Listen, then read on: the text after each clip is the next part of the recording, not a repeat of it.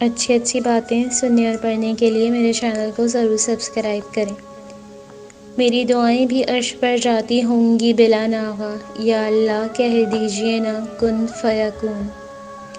اس کی رحمتوں کے دروازے جب بندے پر کھلنے لگتے ہیں تو بندہ خود بخود سیدھے راستے پر چلنا شروع کر دیتا ہے۔ میں نے پڑھ کے دیکھی ہے سورہ کہف، میرا رب اپنے نیک لوگوں کو برائی سے بہت دور لے جاتا ہے، اور عنقریب تمہارا رب سب آسانیوں میں بدل دے گا مشکلوں کو۔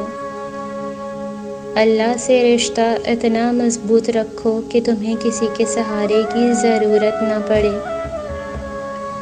کچھ کہنے کا دل نہ کرے تو خاموش ہو جاؤ، اللہ خاموشیاں بھی سنتا ہے۔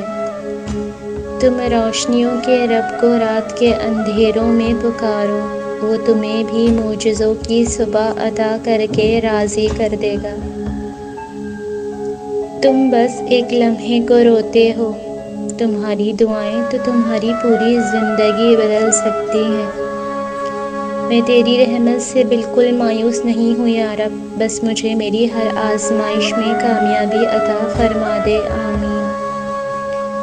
تھک گئے ہو، دیکھو پریشان مت ہونا، وہ اپنے بندے کو مسلسل تکلیف میں نہیں رکھتا، راحتیں جلد نصیب ہوں گی۔ سورہ مریم سکھاتی ہے کہ انسان کا یقین جب اپنے رب پر مضبوط ہو اور آگے کی منزل کا پتہ بھی نہ ہو، نہ ہی راستے کا، تو اللہ پاک کوئی نہ کوئی وسیلہ بنا کر بھیج دیتا ہے، جو ناممکن کو ممکن بھی بنا دیتا ہے، چاہے ہر طرف مصیبتیں کیوں نہ گھیر لیں انسان کو۔